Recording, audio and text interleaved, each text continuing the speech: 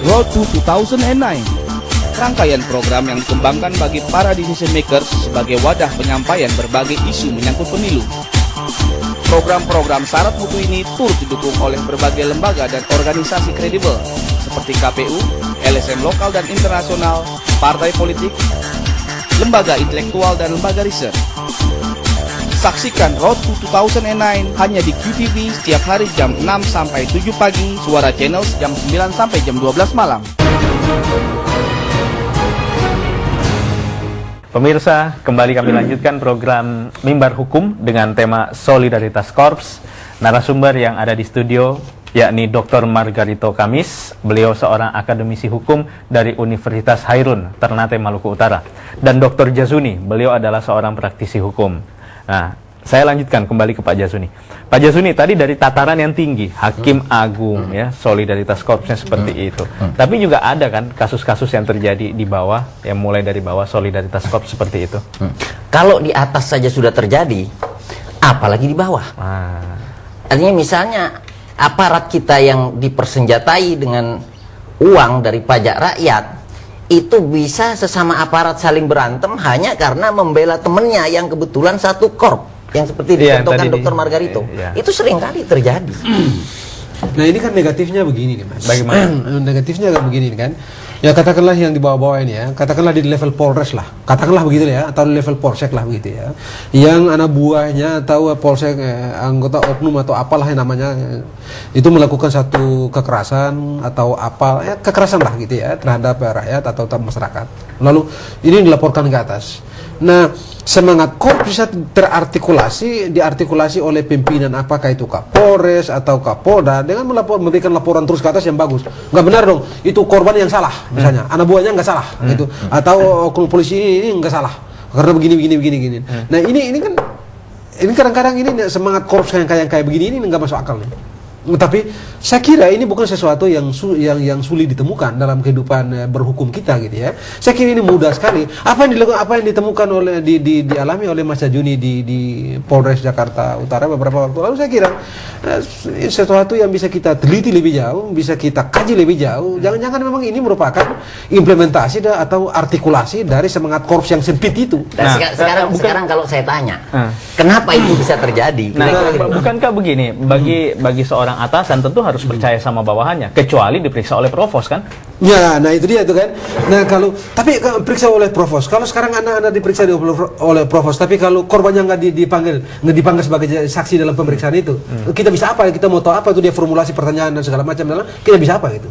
Akhirnya kan hasil pertanyaan dan segala macam atau formulasi pertanyaan dan segala macam itu dibikin sesuai, bisa jadi sesuai dengan apa yang mereka pikirkan dan mereka bayangkan kan? Dan itu akan berujung dengan atau berakhir dengan hilangnya objektivitas dari situasi yang sebetulnya dialami kan. Kecuali kalau misalnya provos memanggil korban dan saksi-saksi dan segala macam, periksa di situ, bareng-bareng di situ. Objektivitas itu bisa dipelihara, bisa terjaga lah gitu. Tapi kalau tidak, cuman provos memeriksa anak buahnya sendiri, kalau provosnya kocok sama dia, bisa jadi laporannya bagus dong, dan laporan di atasnya bagus, lalu mati konyol lah itu si rakyat itu kan.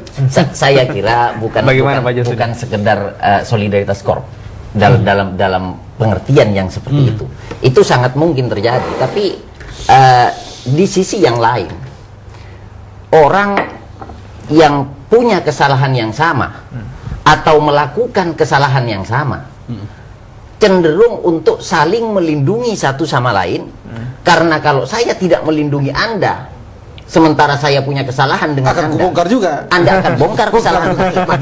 Kalau saya sebagai bawahan misalnya, Anda atasan saya setor kepada Anda tiap saya terima sogokan, bagaimana Anda tidak melindungi saya? Kalau ini ya Mas ya. Tapi kan kalau di lingkungan korps seperti itu, mereka kan punya sistem rotasi, jadi atasan bisa berganti, orangnya bisa berganti kan? Tapi kan tidak dalam waktu dekat. Nah, ini ada pengalaman yang menarik. Pengalaman yang menarik waktu saya ditahan itu. Waktu saya pernah diajak ngobrol-ngobrol sama si Kasat, ternyata Kasat itu keluar masuk ruangan bawa amplop, dia ketawa sama saya, dia bilang, ini THR katanya, karena waktu itu menjelang Lebaran. Nah, pikiran saya, uang dari mana seorang Kasat memberikan THR kepada anak buahnya?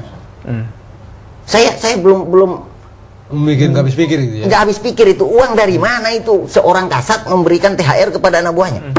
Ya mau saya bilang bahwa memang kita perlu pembenahan yang sungguh-sungguh sistematis, komprehensif dalam dunia penegakan hukum kita ini ya, khususnya penegak hukum. Baik itu di kepolisian, di kejaksaan maupun di dunia pengadilan ya. Kita harus mengakui bahwa memang ada masalah di dalam sini. Nah, apa yang dikemukakan atau apa yang kita asumsikan dan kita hipotesiskan bahkan sebagian merupakan kenyataan itu tadi. Ini menggambarkan bahwa masing-masing institusi ini memiliki bukan semacam quote ya, tetapi memiliki ekspektasi yang berbeda-beda antara satu institusi dan institusi lain. Gitu ya, sehingga ya tadi.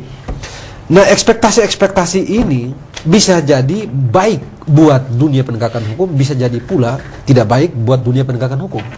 Apa yang Pak Jajuni tadi mencontohkan dengan Hakim Agung yang tidak mau diawasi, menurut beliau tidak mau diawasi oleh Komisi Yudisial. Nah, ini kan sebuah ekspektasi kan. Padahal yang kita idam-idamkan selama ini adalah kita memiliki hakim-hakim yang good behavior.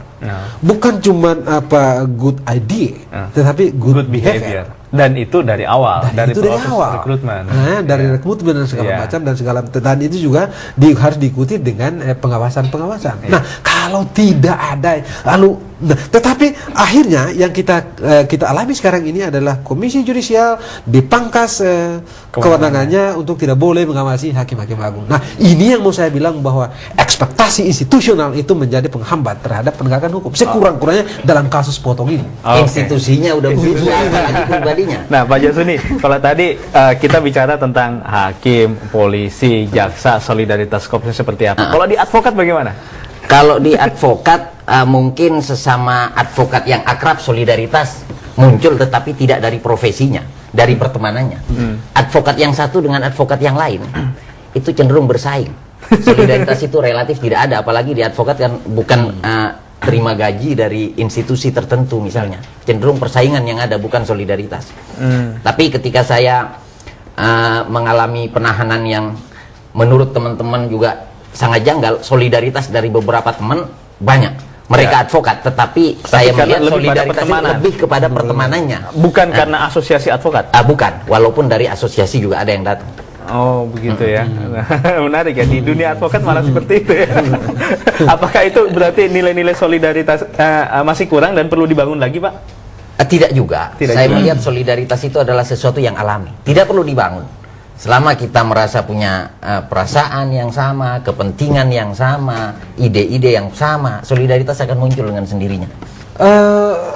Saya selalu dan hampir itu menjadi karakter saya, memberikan motivasi kepada mahasiswa-mahasiswa saya agar mereka nanti kalau tumbuh nanti setelah lulus jadi sarjana hukum dan masuk ke dunia masyarakat, ke dunia yang lebih besar, mereka harus memiliki solidaritas yang sekali lagi, solidaritas itu baik, seluruhnya harus baik. Tidak atas nama karena kita sama-sama fakultas hukum lalu kapan-kapan Anda punya masalah, Anda salah sekalipun, Anda harus dibela mati-matian, Anda harus jadi benar. Enggak benar, saya bilang itu bukan solidaritas, itu lo ngawur, itu bukan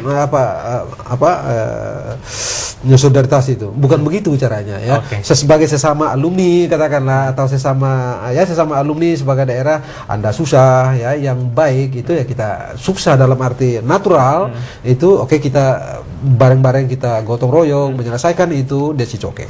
Dalam bahasa yang sering saya kemukakan, kita harus punya loyalitas kepada teman, kepada lembaga, tapi loyalitas kita yang utama adalah kepada nilai. Baik, Pak Jasuni, nanti Bapak bisa lanjutkan loyalitas kepada nilai itu seperti apa, dan juga Dr. Ito nanti Bapak juga bisa menjelaskan lebih jauh bagaimana membangun solidaritas yang baik itu mulai dari mahasiswa kalau perlu ya Pak ya.